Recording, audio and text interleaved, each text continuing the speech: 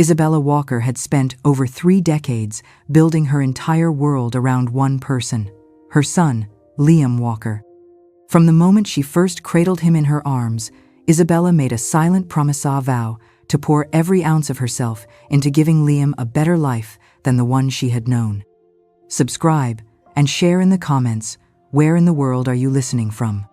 She worked tirelessly, juggling 2, sometimes 3 jobs at once, saving every spare penny for his education, his dreams, his future. She gave up promotions, social outings, even her own marriage, just to ensure that Liam would never have to go without. Her friends often warned her, half jokingly, half worried, "You're sacrificing too much. One day, you'll wake up and realize you gave everything and kept nothing for yourself." But Isabella would always smile and shake her head. What greater joy is there than seeing your child thrive? For 30 years, she lived by that belief. Through sleepless nights nursing Liam through childhood illnesses, through the crushing loneliness of divorce, through years of silent struggle, she carried on with one thought keeping her strong. One day, Liam will understand. One day, he'll be grateful. That day never came. It was a chilly afternoon when everything shattered. Isabella had just returned home, her heart heavy but hopeful, ready to share some difficult news with Liam and his wife, Sophia. She had lost her job not through any fault of her own, but because her longtime employer had passed away. It had been a devastating blow, but she told herself that family would soften the fall. The family would understand. She barely managed to get the words out when Liam's expression twisted in anger. "What do you mean you lost your job?" he snapped, his voice rising sharply. "You were making $8,000 a month. What are you planning to do now, just sit around and freeload?" The small flicker of joy Isabella had carried home vanished instantly, replaced by a hollow ache. Had he really said that? After everything she had given him? Isabella tried to stay composed. She knew Liam had been under a lot of pressure. Sophia came from a prestigious family, a university professor mother, a politician father, and they had never thought much of Liam's background. Perhaps the pressure had made him speak harshly. Maybe it was stress. Maybe it was fear. Desperately, Isabella shifted the conversation. She reminded them that Sophia had mentioned wanting a baby soon, and that she had planned to move back home early to help, to support them through the pregnancy and beyond. But the room only grew colder. Sophia scoffed. "Postpartum care requires professional training," she said flatly, barely looking at Isabella. "You were just a housekeeper. What could you possibly know about taking care of a newborn?" Her mother, Joanne, chimed in without missing a beat. "Raising a baby isn't just diapers and lullabies, it's a science. Best left to people who actually know what they're doing." Their words sliced deeper than any blade. Every gesture, every sacrifice Isabella had made over the years was being reduced to nothing, to less than nothing. Still, she smiled through the bitterness burning in her chest. "If everything's already arranged," she said quietly, "then I won't get in the way." Sophia barely concealed her satisfaction as she added, "Fine, but you'll cover the cost of the nanny and the baby nurse. That's only fair." Isabella could hardly believe what she was hearing. Was this what she had worked her whole life for? To be treated as a burdensome Walata, useless relic? When Liam chimed in, parroting Sophia's demands with chilling ease, Isabella knew. In their eyes, she was no longer family. She was an invoice, a debt to be paid off, a burden to be discarded. And for the first time in her life, Isabella stopped making excuses for them. Her heart shattered, but her pride stirred awake. She would not let them reduce her to this. Not anymore. The days that followed were a blur of silent heartbreak. Isabella tried to convince herself it was just a misunderstanding. Maybe once Liam cooled down, he would realize how cruel he had been. Maybe Sophia would soften. Maybe, just maybe, they would remember the woman who had given up her entire world for them. But reality hit harder than she ever imagined. Liam and Sophia didn't just expect her to leave, they demanded it. "There's no spare room here," Sophia declared coldly, her arms crossed tightly over her chest. "You can't expect us to carry you, it's not fair." Liam stood beside her, silent but unyielding, like a stone pillar. Isabella packed her few belongings slowly, her hands trembling as she folded shirts she had once mended for Liam as a boy, scarves she had knitted during long, lonely nights, spent worrying about his future. The house felt foreign, now alien, and hostile. At the door, she turned one last time, searching Liam's face for a flicker of remorse, a trace of the boy she had raised with endless devotion. But there was nothing. Just impatience. Just a son who wanted her gone. She left without a word. That night, Isabella sat alone in a small, cheap motel on the edge of town, the weight of 30 years crushing her chest. She stared at the cracked ceiling, questioning everything. Had she failed as a mother? Had she loved too much? Or had she simply loved the wrong way? The next morning, as she sipped the bitter motel coffee, her phone buzzed. A message from Sophia, short and sharp. Please make sure you cancel any bills tied to our address. And by the way, don't forget to wire money for the nanny deposit. No apology. No regret. Just more demands. Isabella placed the phone face down on the table and let out a hollow, humorless laugh. Even now, they didn't see her as a mother. They saw her as a wallet. An endless, silent ATM that had finally broken down. As if on cue, her thoughts drifted to the secret she had guarded so carefully. The fortune her late employer had left here, right, $1 million tucked safely away. It was meant to be a surprise, a gift. She had planned to reveal it when Liam and Sophia announced the pregnancy. She had imagined the joy on their faces. She had dreamed of handing them the future she had fought so hard to build. A debt-free life, security, freedom. Now, she realized with painful clarity. If she had told them earlier, they would have bled her dry without a second thought. Their love had conditions. Their respect had a price tag. And Isabella Walker was finally learning what her heart had refused to see for too long. Not every sacrifice is honored. Not every kindness is remembered. Sometimes, the people you save are the ones who hurt you most. She stood up, smoothing her worn jacket over her shoulders. There would be no more begging. No more waiting for love that would never come. No more being anyone's invisible servant. From this moment on, Isabella Walker would live for herself. And though her heart ached with a grief deeper than she thought she could bear, somewhere underneath the sadness, a new resolve began to rise. She wasn't just a mother discarded by her own son. She was a woman reborn from the ashes of betrayal. And soon enough, Liam and Sophia would learn. The price of underestimating Isabella Walker would be far steeper than they ever imagined. The first step Isabella took toward rebuilding her life wasn't dramatic. There were no grand declarations, no fiery revenge plans. Just a simple decision. She would not crawl back. Not to Liam. Not to Sophia. Not to anyone who saw her as disposable.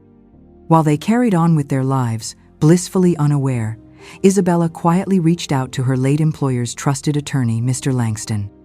The same man who had once looked at her across the polished desk and said, "Ms. Walker, there are few people in this world as deserving as you. That's why Catherine entrusted you with everything she had." Now, it was time to finally honor that gift. Mr. Langston helped Isabella move swiftly. Within a week, she opened new investment accounts, set up a private trust, and purchased a beautiful townhouse under a new LLC, discreetly ensuring that Liam and Sophia would never trace her assets. Every step was deliberate. Every move is carefully calculated, because Isabella had learned something vital. It wasn't enough to walk away. She had to walk smarter, quieter, and stronger than ever before. Meanwhile, life at Liam's house was not as picture-perfect as Sophia liked to portray. Bills were piling up.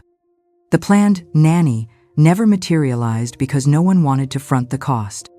Sophia's mother, Susan, sniffed disapprovingly at their every financial misstep, never missing a chance to remind them that Liam had married beneath her expectations. Without Isabella's contributions, the cracks in their world widened daily. Still, they didn't reach out to her. They didn't apologize. They simply assumed that the problem had solved itself. That Isabella, the ever-faithful servant, would eventually return, checkbook in hand, tail between her legs. They had no idea that she was already living in a sunlit home, 3 neighborhoods away, sipping tea on her own private terrace, watching the world go by with a serenity they could never buy. One afternoon, while Isabella was arranging her modest but elegant new kitchen, her phone rang. It was Liam. Against her better judgment, she answered. "Mom," he said, voice thick with fake emotion. "I've been thinking a lot. I'm so sorry about how things went down. Sophia and we were stressed, scared about the future. We didn't mean to push you away." Isabella said nothing, letting the silence stretch. "We really miss you," he continued, "and we want you to come back. Maybe we could have dinner sometime? Just talk, like old times." The old Isabellathi mother who ached for any scrap of affection might have crumbled. But not this time. She heard the slight hesitation in his voice, the way he danced around his words, the subtle probing questions that followed. "By the way, how are you managing? Are you working? Do you need any help with finances? Maybe we could, figure something out together." And there it was. Not remorse.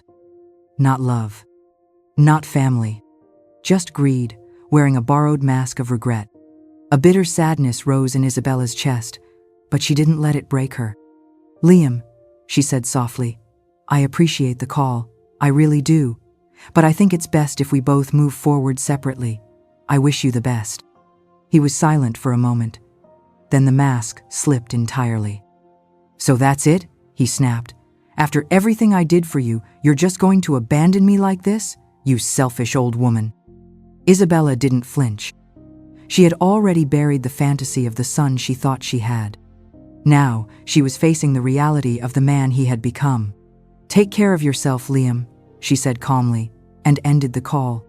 That night, the first smear posts started appearing online, twisting the truth, painting Isabella as a cold, heartless mother who had abandoned her poor, struggling son after becoming suddenly rich.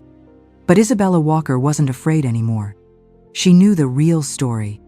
And soon, so would the rest of the world. The first few days after Liam's online attacks felt like déjà vu. Whispers at the grocery store, judgmental glances at the cafe, snickers from neighbors who once waved at her with fake smiles. Isabella Walker had seen this play before.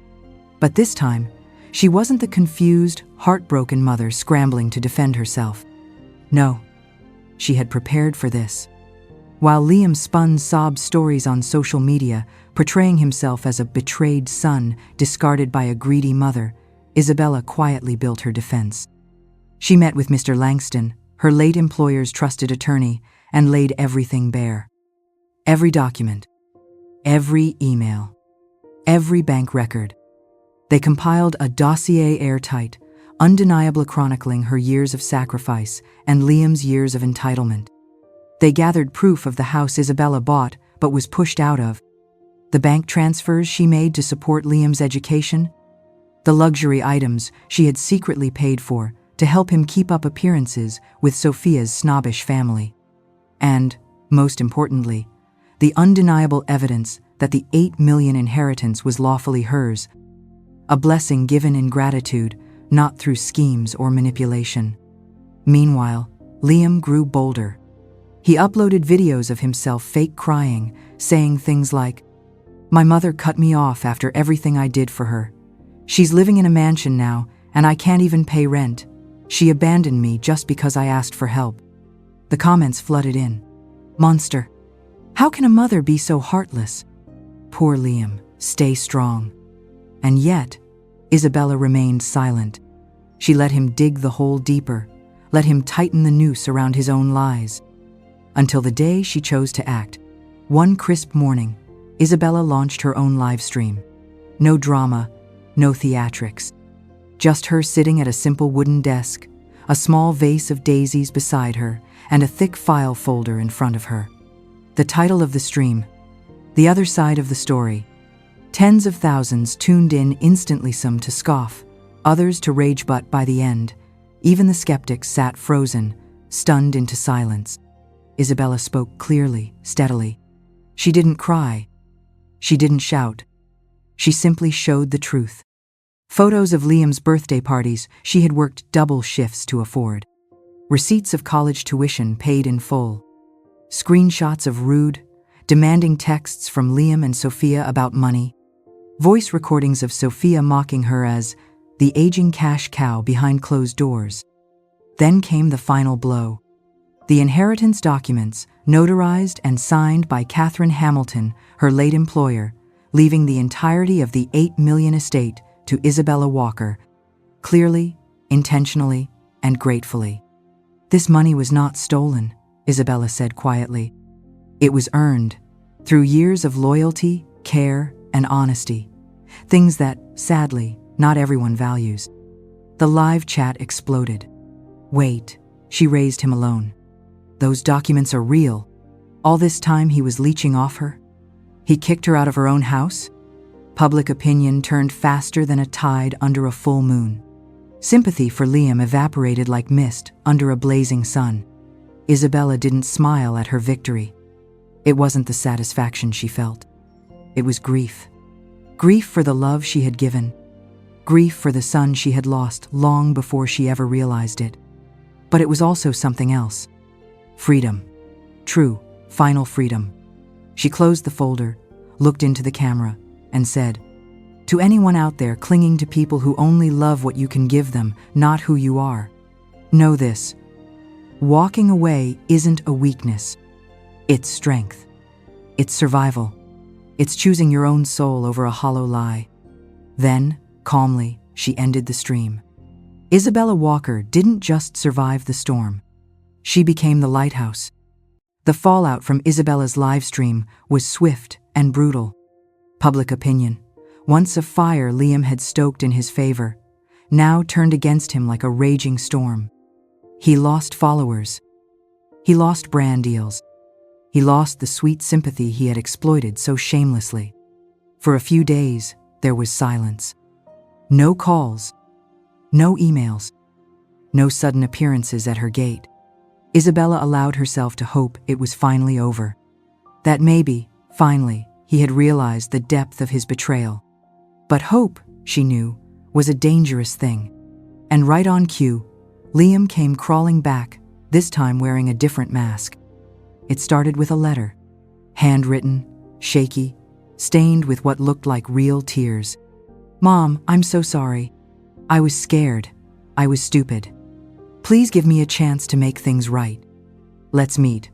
I just want my mom back." Isabella's heart twisted. For a brief, aching moment, she almost believed him. After all, hadn't she dreamed of this for years? Her son coming to his senses, reaching out not for money, not for favors, but for her. Still, the years had taught her caution. Instead of replying, she agreed to meet him. At a quiet, neutral cafe with cameras discreetly installed for security. When Liam walked in, he looked thinner, paler, the weight of scandal dragging at his shoulders.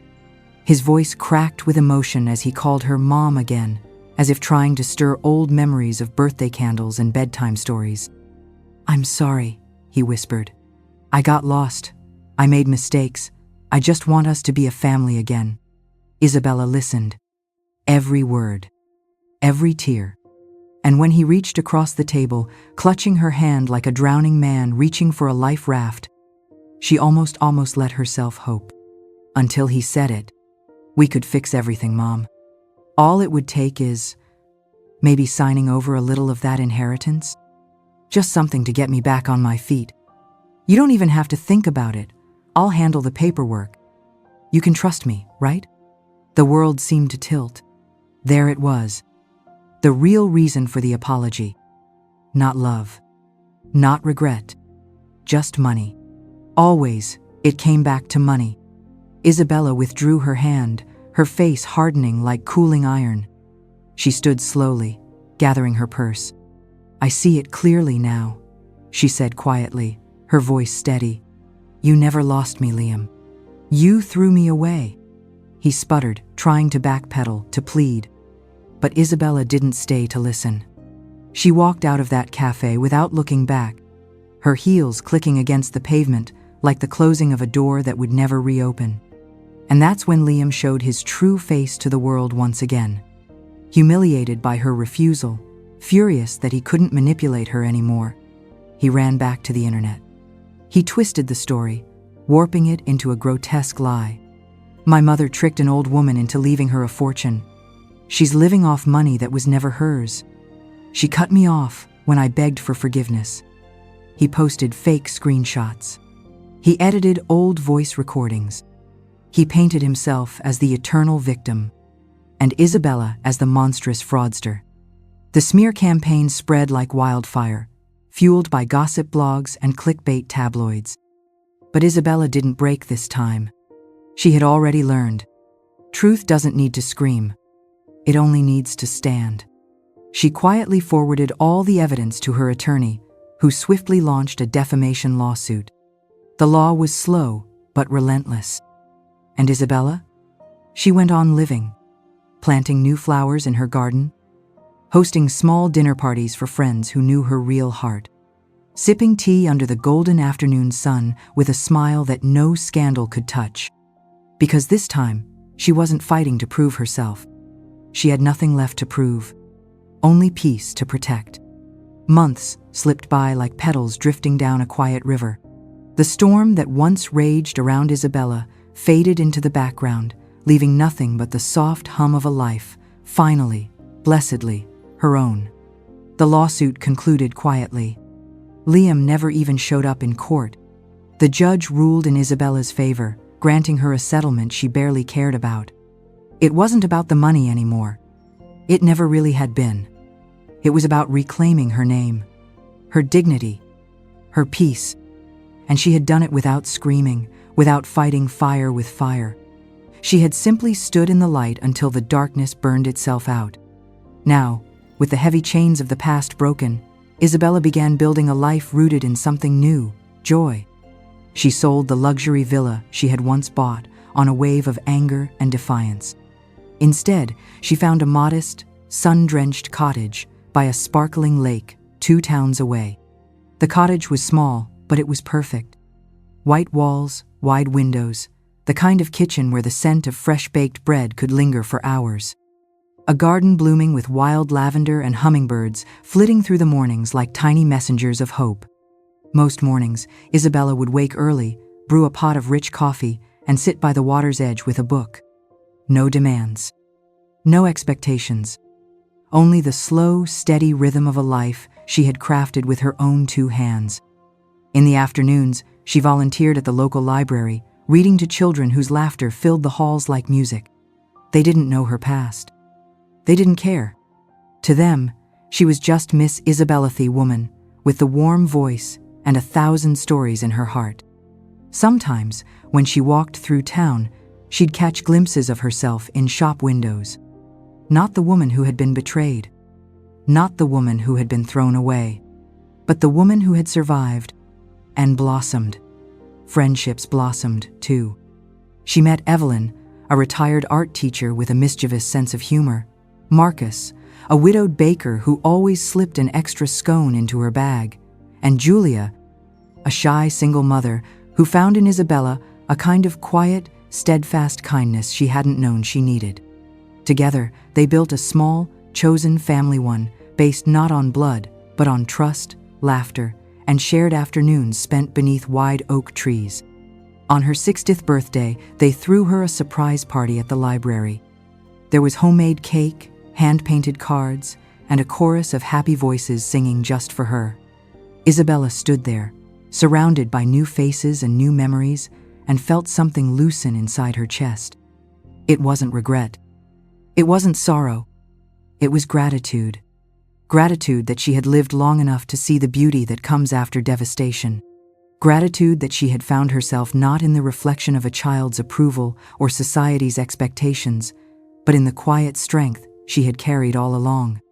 That night, as the candles flickered low and the stars blanketed the sky, Isabella sat alone on her porch, a soft blanket around her shoulders, her dog Luna curled at her feet.